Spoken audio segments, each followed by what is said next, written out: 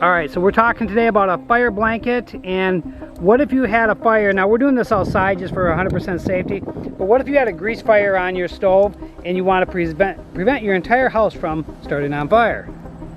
Here's what you do.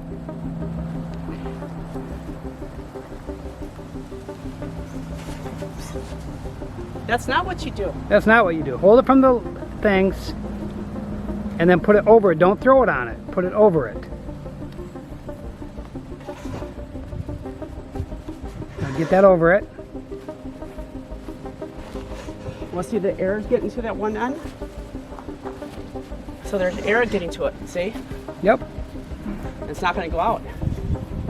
Okay, we're going to try this different here. Come behind it like this. Okay, you take your fire blanket. You don't want to get you want to burn yourself in your hands, but you want to get it all the way over it.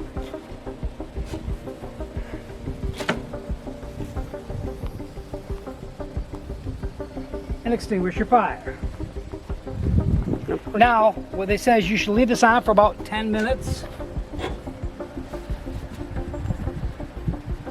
Because, again, we have a windy day here, so in 10 minutes this could flame back up. Okay, so you saw what we did there. Now, we've waited about 10 minutes because you want to make sure that this fire is out. Normally, again, you would do this would be used in your kitchen, on your stovetop, if you had a grease fire or something like that. We do this outside because we didn't want to start our kitchen on fire. But here's your blanket. Now, these are one-time use. Once they've been used once, that fiber is going to, you see what it did to that? Now, probably an emergency, you could use the other side of it if you had to. But I know they recommend these to be used just for one time. But if you look and see now, the fire is completely out. What you'd also want to do is, for safety precautions, you know, probably, well, remove whatever was on fire out of the kitchen area. But put some water on there as well to clear that out. But you saw it was real simple. Keep your hands behind here when you go on the fire, and then you need to completely smother the fire. Just like that. So that's what I was doing wrong, right? Right, you threw it on there. The biggest mistake is you don't throw it on the fire. You need to cover the fire so it puts the fire out. Okay. And this had a fair amount of wind around it, so it kind of kept going as well. I mean, you wouldn't use this on your grill. You would use this in your house if there was a fire in your house. You can also use these if someone was literally on fire. You could literally wrap this around them to get the fire to go out as well. That's another use for these fire blankets. But you see, it was a real easy way to just put that right on top of it. But again, don't throw it on it. Too many people do this. They take and they just, fire's there. Well, now there's too much air still going around it. So you need to take it from the handles behind it and put it on the fire. Being careful not to start yourself on fire as well. Why am I thinking of the latest Medea movie in the beginning? Because that guy was on fire. Okay. Yes.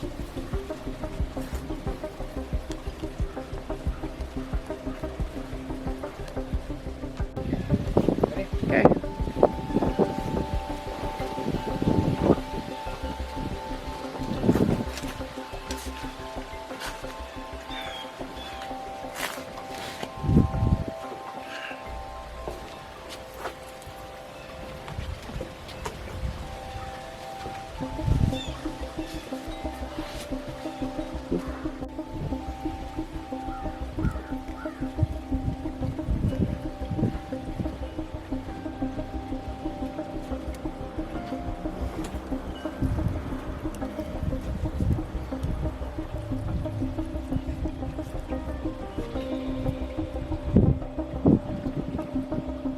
So we talked about before in the wintertime, if you had ran out of power, about just setting up a small tent in your house. So this was just a small tent that we have that could easily be set up, and we just are seeing what we could do with it. It was really, really easy to set up, and when you get the two dogs in there, Angel and Aries, and myself and Lori, you really, the heat just stays right in there. Now normally in the winter, you'd put a top over this as well. It came with a cover also, and then close it up, and your body heat would stay there in the tent.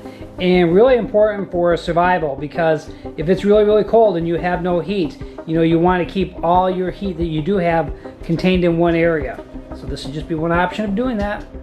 Okay, everyone, thank you so much for watching. We hope this gave you some useful information. It's important to always have fire extinguishers around, but these in some cases are better.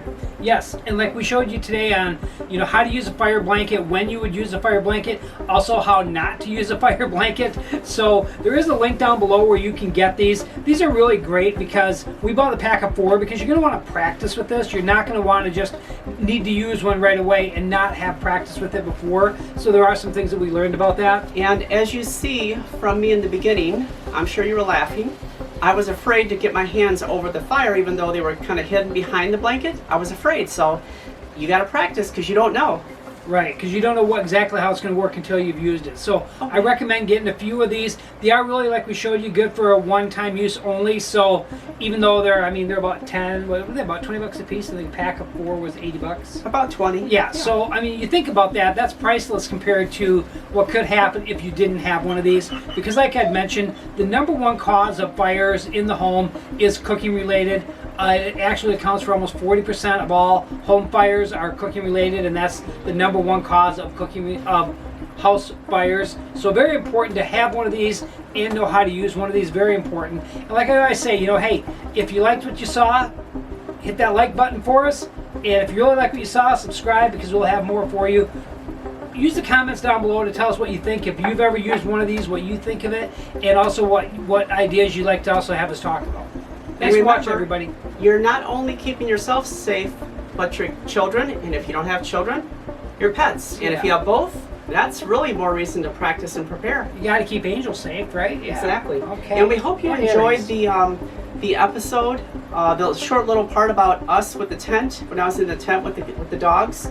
Yes. And we do practice preparing for stuff, and it was hot. It was in August, and it was hot. Because what do I always say? Better to be prepared and not need it than need it and not be prepared. Correct. And that really is something that we try to live by. Be prepared. I'm hoping we never need any of this stuff. All of the stuff that we're doing, we're hoping that we never need it. But if we do, we're prepared for it. That's kind of our philosophy is, again, we don't want to need any of this. But if we do, we're going to be glad we had it. Absolutely. Thanks for watching, everybody. Okay. Bye, everybody. Take care.